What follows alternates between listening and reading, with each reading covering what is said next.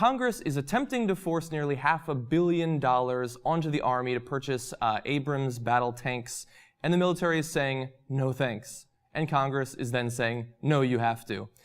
You don't often see a battle going on like this. We've had the sequester recently, and part of the sequester was cuts to military funding.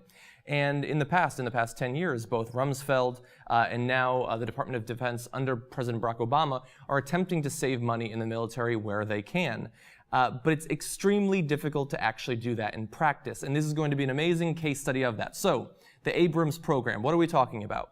We're talking about $436 million that Congress is trying to appropriate for the purchase of new Abrams tanks and the retrofitting of new electronics gear and other improvements to existing Abrams tanks. Now, the military is saying, we don't need this. Actually, we have a quote from General Ray Odierno. He says, if we had our choice, we would use that money in a different way. Now, you might think, okay, he's a general, and the Army's chief of staff, by the way. He probably knows what he's thinking. But maybe congressmen know better what the military should be doing with its money.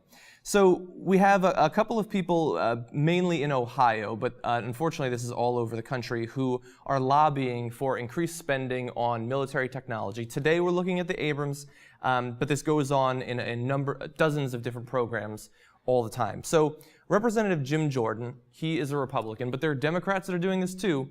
He says, look, the plant, which we're going to describe, is in the 4th Congressional District, and my job is to represent the 4th Congressional District, so I understand that. But the fact remains, if it was not in the best interests of the national defense for the United States of America, then you would not see me supporting it like we do. So he's one of the men in the House pushing for this money.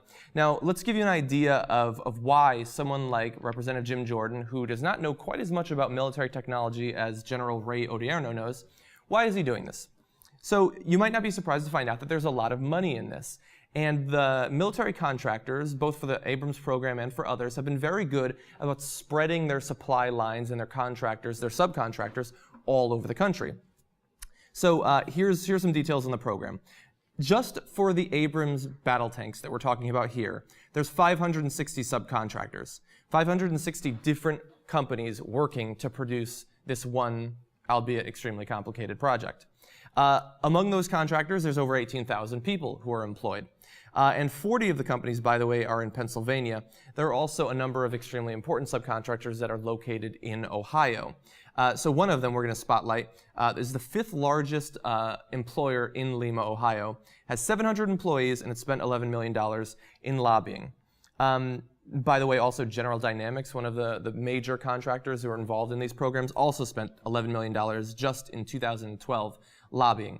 So we previously cited that number, 18,000 people working on this project.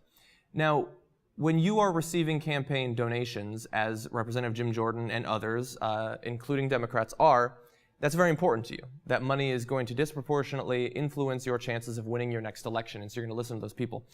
I don't think that 18,000 people's jobs are unimportant. But if the Army is saying we have enough tanks, you might have noticed we haven't been having a lot of recreations of the Battle of the Bulge in our fights against Al-Qaeda. Maybe we don't need to build more of these, but unfortunately we will. So I'm not exactly sure where we're going to go from here on this project. There have been projects in the past that have been canceled despite the fact that there's a lot of support for them, but tons of money have been spent on these tanks. The average Abrams tank in the military's arsenal right now is less than 3 years old, which is mind-blowing to me. On the Young Turks, Steve-O likes to talk about the fact that there are actual there are storage yards for tanks, I believe in Arizona, Nevada, states like that just have thousands of tanks just waiting there. Look, someday we might very well be involved in a conflict with a Russia or a China or an India or something like that, perhaps North Korea, where we would need to ship over tanks. I think we've got enough for now.